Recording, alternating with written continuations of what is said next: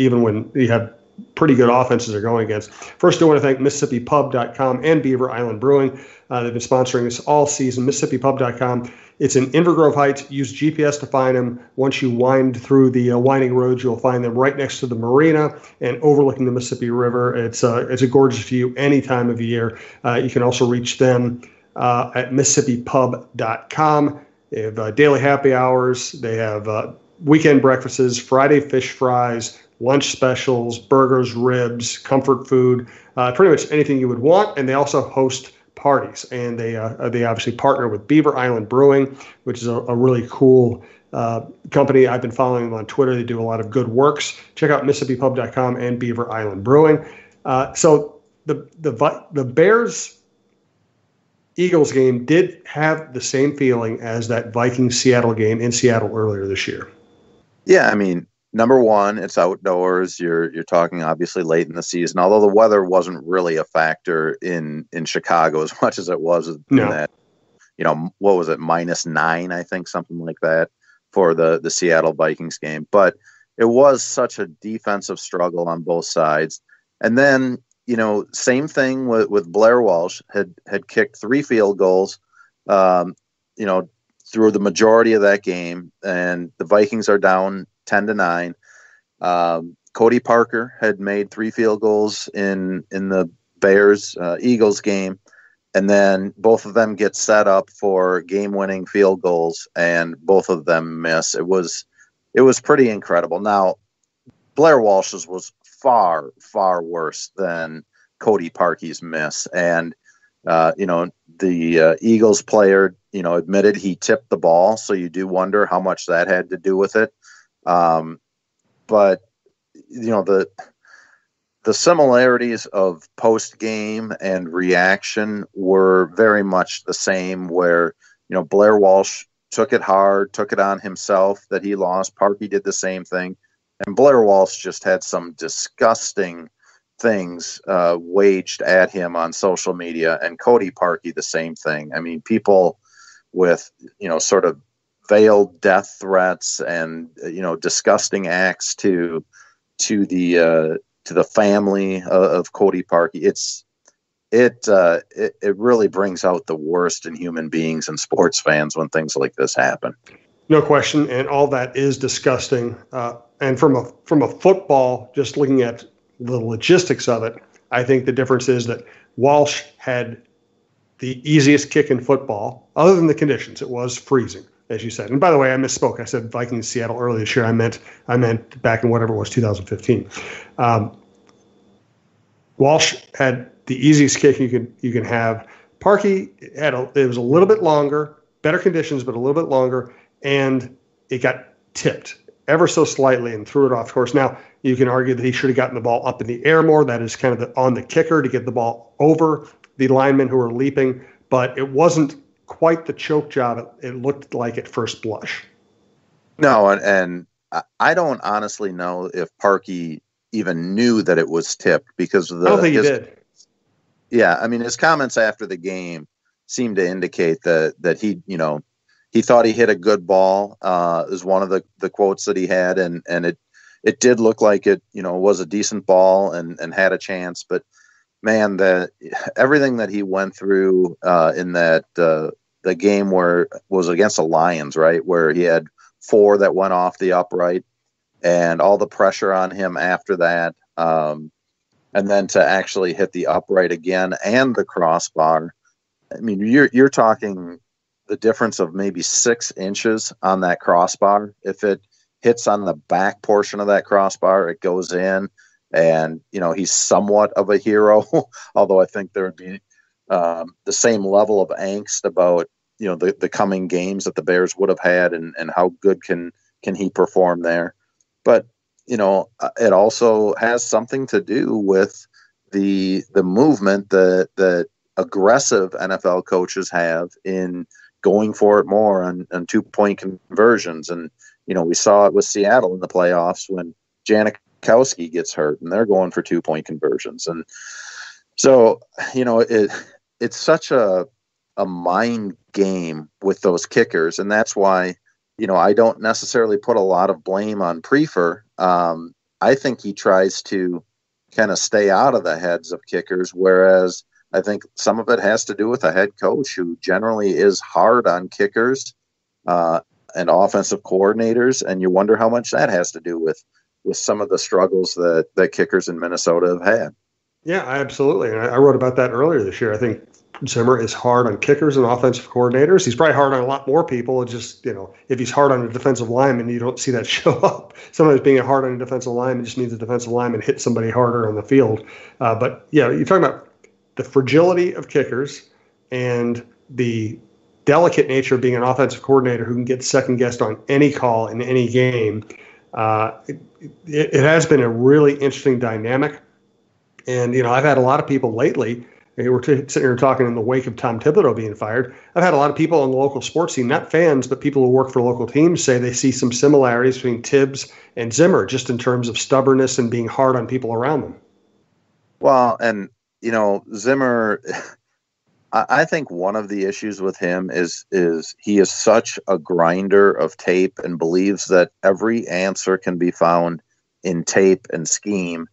And at times you forget this is also a game played by humans. And, there has to be a feel for what your team needs at certain points of the year. I wonder how much of it has to do with, there are times where Zimmer will sleep overnight at the Vikings facility. And, man, although it's one of the shorter sports seasons, the NFL, if you're grinding like that, throughout, from training camp basically until the end of the season, that's really hard on a guy's body. And I wonder how much he just gets so worn down and, grumpy. I think there was a turn taken in the final week of the season. I don't know if somebody kind of got to him and said, the way that the season is going, your future may be in jeopardy, and you need to have a better face for the fans, a better, a presence for the fans. Maybe that had something to do with it, but I think he was more forthcoming and honest his final week of the regular season and in his season-ending press conference. So I don't necessarily believe that that's going to last, because I think he is a creature of habit that will always go back and grind film hard and maybe not take care of himself as much as he should, and maybe not look at, sort of the overall feel of the team. But, one of the really interesting things that he said in his season-ending press conference was he never thought that this team had the nasty attitude, the resilient attitude of teams in the past. He made drew the comparison that maybe the death of Tony Sperano had something to do with it. To me, that's hard to say. And, we're not there every day to know exactly what sort of an influence Sperano had, but I definitely know how close Zimmer became with him and how much he trusted him. So there are a lot of different angles to pursue as we go in search of the changes that are going to be made from this season to the 2019 season, mostly from the coaching staff standpoint. Yeah, let's talk a little bit more about Zimmer and Sperano. I do want to thank fixologyrepair.com, third floor of the Mall of America, also in the Skyway just south of the Wells Fargo Center, downtown Minneapolis. I'm actually about to head over there to pick up my tablets that they fixed for me, and you can buy all kinds of stuff there. Also, remember, we have a running deal with BiteSquad.com. Use Talk North as a promo code to get your first delivery fee waived. Again, Fixology Repair, our friend John Hedges. Check him out, Mall of America in downtown Minneapolis. There are some things in life that you just can't live without. Now, whether it's a special piece of jewelry, a watch, or even your smartphone, you want it in working condition. At Fixology Repair, we are committed to restoring your pieces so that everything works or fits the way it ought to. Watch servicing, chain repair, and broken screen replacements are just a few of the services that we offer at Mall of America. Please visit us at fixologyrepair.com or at fixologymn on Twitter to learn more. Mention this ad and get a 10% discount on our services. So what else did you get? First, let's start with the Sperano thing. I understand. I certainly would never try to pretend that I know what the impact internally was of losing someone like Tony Sperano right before the season begins. It obviously is a devastating thing emotionally.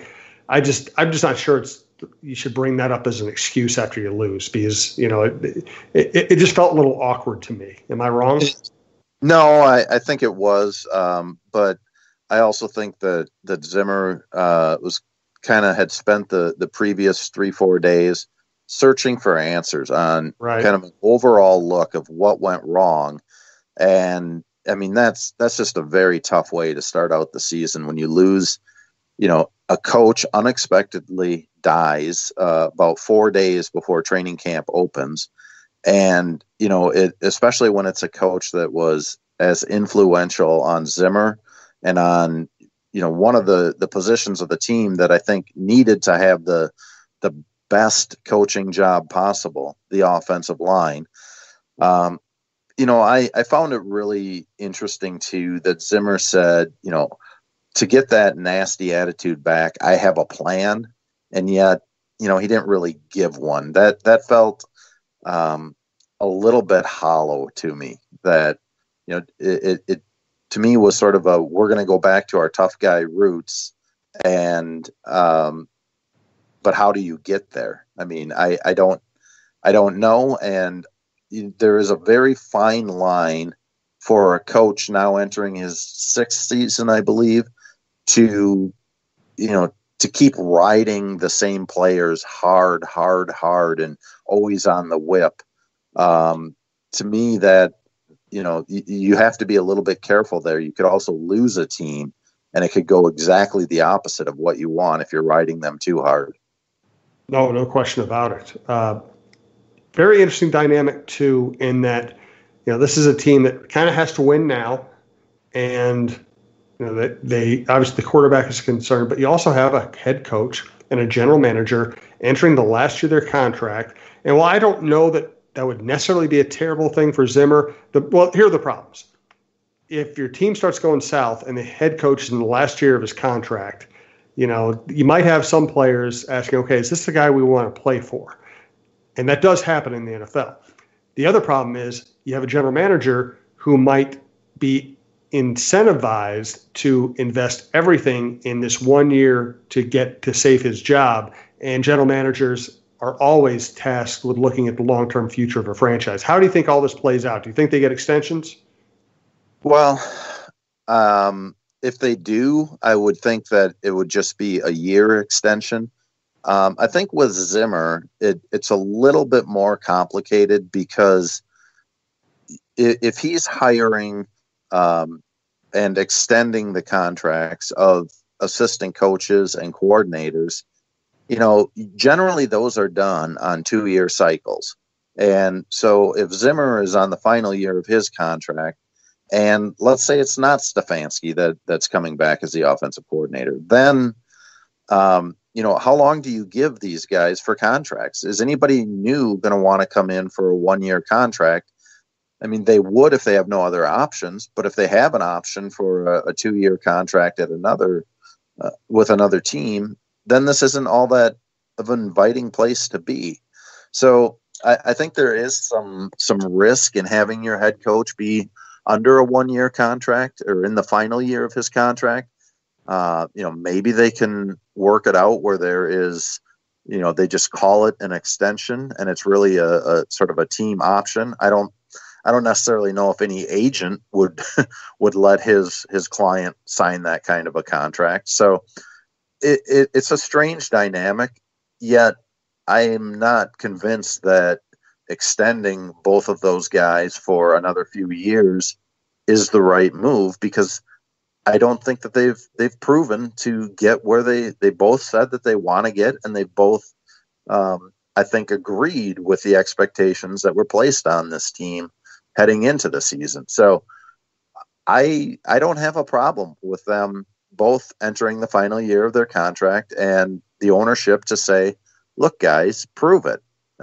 We've given you everything that we possibly can, from a new stadium that's a great home field advantage to a new facility that's probably better than any other one in the NFL.